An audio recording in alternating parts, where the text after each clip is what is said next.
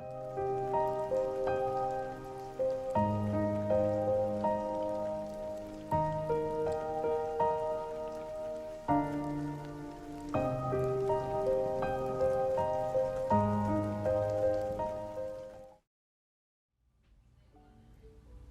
boy lays in a bed of flowers him and his fellow classmates used to work in when they were first becoming academy students. He looks up at the sky, feeling something like nostalgia. He's at peace though, and this is all that matters. A single tear rolls down his right cheek, so the boy moves his arm to cover his eyes. But he can't keep them covered forever.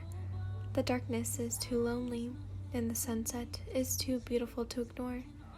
Warm summer wind blows his hair along with the grass, herbs of different kinds scattered around him. Nothing disturbs the earth, and he secretly wishes he could stay in there forever. But he knows better.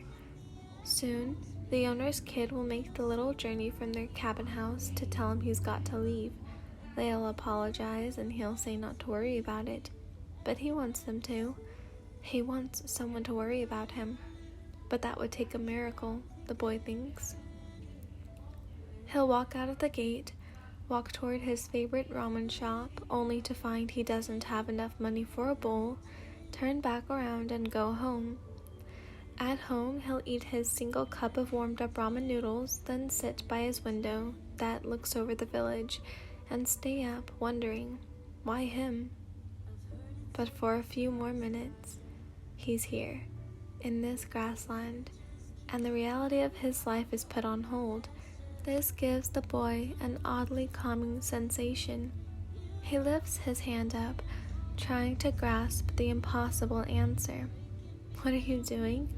a voice calls.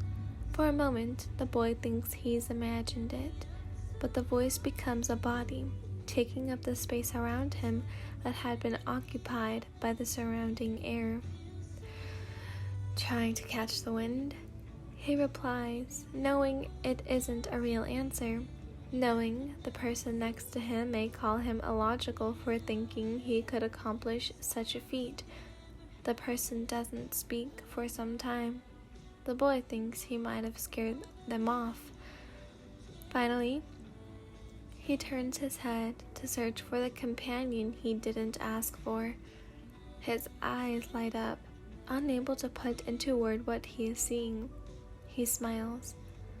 The person is easily the most interesting person he has ever seen, but then again, he always has this thought whenever he sees them. Guess it's time to go. The boy sighs, pushing himself up. His legs that had once been outstretched before him, now crossed, mimicking the person in front of him. "Actually," they say, avoiding his eyes, "I asked my mom and she said she'd like to have you for dinner. If you're not doing anything, of course." They rush the last sentence out at the last second. The boy doesn't mind though. He thinks it's cute, the way they're embarrassed, even though they're the one who makes the boy's heart beat at an inconsistent pace whenever they're near. "I'd really like that. Thank you," he says, turning a bit pink himself. They nod and stand, extending their hand after dusting themselves off. The boy takes their hand and thinks to pull himself up, but something makes him want to be bold today. He's been thinking about it for some time, and he knows he shouldn't. He knows he shouldn't even go to this dinner that has been offered to him, but he wants to be selfish. His entire life, the world has been selfish, depriving him of basic family values. So this time, he thinks he gets to be selfish. Instead of pulling himself up, he tugs on the person's arm, flashing them a playful expression. "No," says the person, their tone warning. "Don't you even think about it." But it's already too late. The boy has pulled the person down. The duo tumble for a few seconds before coming to a stop. However, it isn't abrupt. The two stare at each other for a while, one on top of the other, eyes piercing the others, and somehow, without speaking, they can tell exactly just what the other person is thinking. A goofy smile on both of their faces. The boy stands, holding out his hand. The person takes it, squeezing as if to memorize every curve and every line. It takes them a second to realize that they've been holding it for longer than necessary. Awkwardly, they let go and begin walking toward their cabin house. The boy follows, the crunch of the grass under his feet giving light to his movements.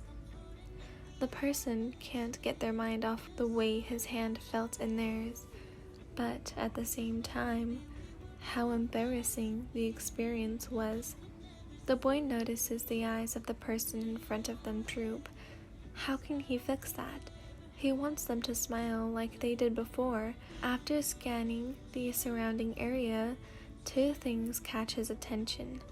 2 arms, 2 wrists, 2 fists that are clenched.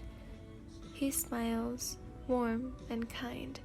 Picking up his pace, the boy passes the person, brushing his hand against their closest one in an attempt at comfort. Their hand releases, so he takes it in his once again, an impulsive decision based on an impulsive thought, a what-if thought.